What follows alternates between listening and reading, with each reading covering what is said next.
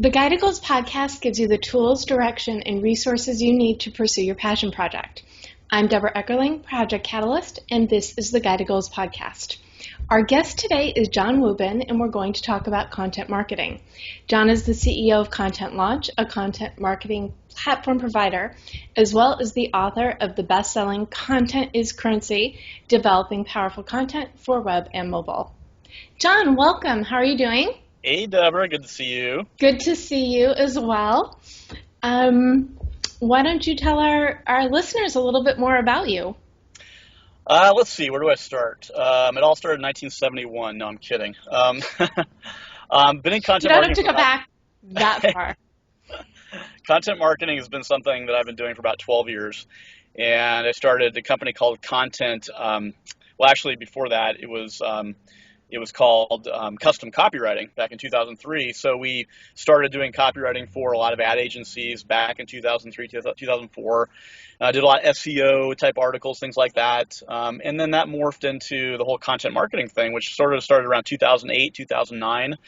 And at that point, I changed the name to Content Launch, where we then provided content marketing services for agencies and companies direct, and have been doing that now for about 12 years, all in all. And in the process, wrote a couple books on content marketing. The last one was called Content is Currency, as you mentioned, and sort of best practices, Content Marketing 101. And because of the books, I've gotten to speak at a lot of conferences and host a lot of karaoke competitions and things like that. But love content. I'm a writer by trade. I've always loved writing. So they say build a business around something you enjoy doing. And so my business has never been like work to me because it's what I love to do. So what I did is, I did all the writing early on. Obviously, fast forward 12 years, now we have 300 writers and we've got a great team. So I've surrounded myself with a lot of good writers too. And we're all about, writing great content. And then last, I would say that in the last year or so, we've also added a content marketing platform, which you mentioned, and that's sort of a nice add-on to our content writing services. Now we've got the platform, they go hand in hand, and we're in beta currently with that. So wonderful. Yeah, I've known you for a while because we met at a book signing at Barnes & Noble back a while ago. I think so, yeah. Yeah. Okay. 2008, 2009, something like that. So way back. And then we ran into each other, as Jon referenced, at social media marketing world because karaoke is our big social thing. But we'll get into work-life balance a little bit later. Okay. And you and I are both writers by trade, and it's so important. But why don't you share why especially now writing is important for just about any expert? Yeah, well, it's all driven by the internet, right? And not only has that been a huge change, but the culture has changed in response to that. So now you see all these young folks, these millennials, texting almost exclusively, right? And isn't that writing? I mean, that's they're writing more than talking on the phone, more than conversing in person. A lot of people now rely almost predominantly on writing, whether it's texting or email. It has taken over our communication in the last 15 or 20 years. So I guess, before that, it was predominantly led by the phone, right? In-person things like trade shows. But the internet changed everything. And so for people like you and I and other writers, it's sort of our time now. It's our time to shine because if we're driven by the whole writing thing and the internet's driven by content, which is a written form, typically, I mean, you have audio and video too, but 70% of it is text. I think that's really the whole thing right there is that we've had a tectonic shift in the culture and the internet has led the way. So if you're a great writer, fantastic. If you're not a good writer, well, it's, maybe it's an opportunity to learn how to become a better writer or have someone do the writing for you. But writing is super important nowadays. And for the show, or Guided Goals, my site, in all the content, which actually was a pivot from my Write On Online, it's because I was working with, or I still have my writers group, but it's now Writer and Entrepreneur. It shifted partly because anybody, whether you're an entrepreneur or consultant, any sort of business, to get yourself out there, you need to be writing about what you know because that's what's going to get you to the level that you need to be to surpass the people who aren't showing that they know their stuff. And for the people who are new to writing as an expert, do you have any advice to help them get started in writing what they need to? Yeah, well, first of all, if you're not a great writer, you have two choices, right? You can either learn how to become a better writer, which is the option I would recommend, or Me you too. outsource it. The problem with outsourcing is it's good, it gets you to a certain point, but if you're an expert or a thought leader or you're an entrepreneur starting a business, people really want to hear from you. And they not only, you know, um, content written on your behalf, but they want to hear from you personally, the stuff that you've written, that you've produced. And so how to become a better writer? Well, there's a lot of courses out there. I would say start with listening to how you talk, right? Listen to how you converse with people, and then ask yourself, how can I transfer that over to the written form? Because they say you should write conversationally, and that's still really important. And I think that's an easy way for folks who are really extroverted and outgoing, and maybe they find it hard to be a writing person per se, because writers are obviously more introverted. If you're that extroverted, outgoing person where you talk to people a lot, just think, well, how can I take that whole talking thing, all the verbal expression that I have, and transfer that into a written form? And so just listen to the way you talk, and then try and channel that into a writing form. So that's one piece of advice. Second, I would say, look at the blogs that you follow, that you like a lot, and really study the way folks write, and see how they do it. And what you'll find is typically they will, write the most important stuff in the beginning, right in the first paragraph. They'll maybe have a bullet point list or some key points in the middle. I'm talking about a blog post here. Mm-hmm. And then in the end, there's some kind of call to action, what do you want them to do next, kind of thing. So there's a process, a methodology that you need to follow. And at the end of the day, it's got to be substantive, right? I mean, it's real easy to write fluffy.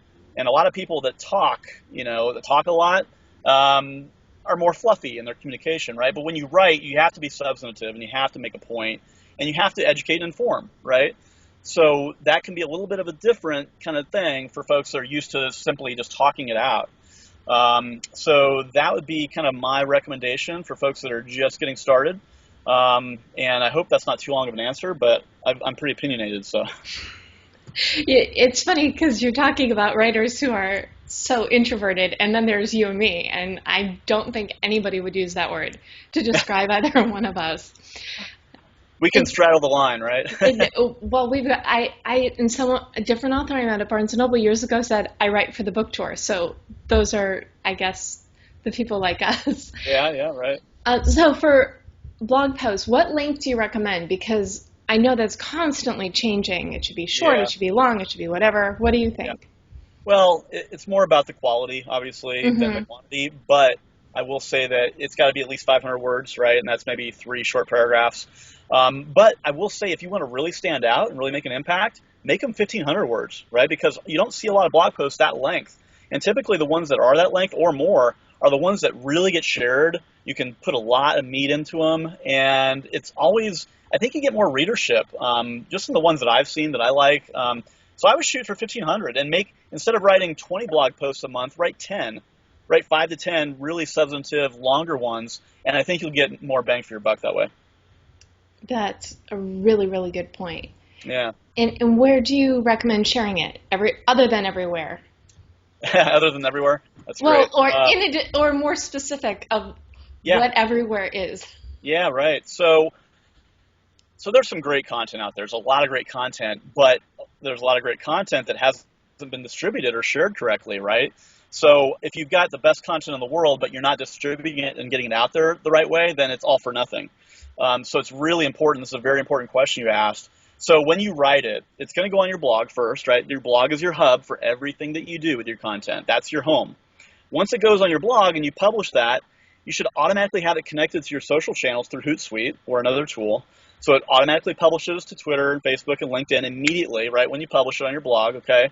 That's rule number 1. Rule number 2 is look for those other content communities that are visited by your people, by your audience. And every industry has specific content communities, certain blogs that are really popular where people go a lot. Find out what those places are, okay? And connect with the influencers in your space. That's huge. Go on to Twitter, find out who the influencers are, connect with those influencers, make sure your blog post gets mentioned by those blogs or gets shared by those blogs.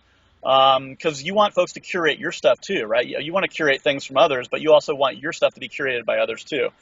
So curation is going to be really important. And then third, I would say, make sure that you use SlideShare, okay, and Vimeo and YouTube and what else? Outbrain. Use some pay-for-play channels. Outbrain is very similar to like AdWords, where you basically it's like kind of the AdWords for getting your content on other important blogs like Huffington Post and CNN.com. So there's a lot of places that you can distribute your content, but you want to make sure it goes to the right people at the right place, the right time, and that you're not spending a lot of money doing that. So I would use the pay-for-play ones at the very end, and try and get on the most the most blogs, most communities for free first, and then after that you kind of explore into the pay-for-play type blogs. Can you touch a little bit more about influencer outreach and how someone would go about, especially since most people writers are introverts, not us? What would you recommend as a good starter for reaching out to a stranger? Yeah, well, Tracker is really good, tracker.com. For finding them? You can get a free trial there and you can explore. Yeah, okay. And it's a paid tool, but I think there's a free trial on Tracker. It's TRAACKR. And then BuzzSumo. I believe BuzzSumo is a good place to find influencers. I think that's a free tool, if I'm not mistaken. Haven't used it in a while. And then Twitter, right? Go on Twitter and search for your industry and search for those thought leaders just by putting in your industry. Like for ours, it would be content marketing. Or if it's SEO or social media, whatever your industry is, type it in Twitter, and up will pop the biggest individuals, not the companies so much, but the individuals that are really movers and shakers. And then connect with those folks. Introduce yourself. Let them know that, hey, I'm going to be a big mover and shaker myself, if you're not already, and say, hey, I want to share your stuff. You can share mine. Let's build a relationship. And that is going to go a long way for you. Because just imagine if you connected with just 10 thought leaders in your industry and they each have 50,000 followers on Twitter, do the math. I mean, that's a huge number of people that could potentially see your stuff that wouldn't be able to see your stuff without those folks, right? So that's great. And just, I think the other point that I want to drive a little bit more is most of them are going to want to hear from you. Even though you're just starting or whatever level you are, it never hurts to ask. Absolutely. Got to ask, right? Right. Because if you don't ask, you don't get. And anything else. And I don't even, well, I was going to ask my favorite tools question, and you just rattled out a bunch of them. Were there any other tools or resources you recommend? For what exactly?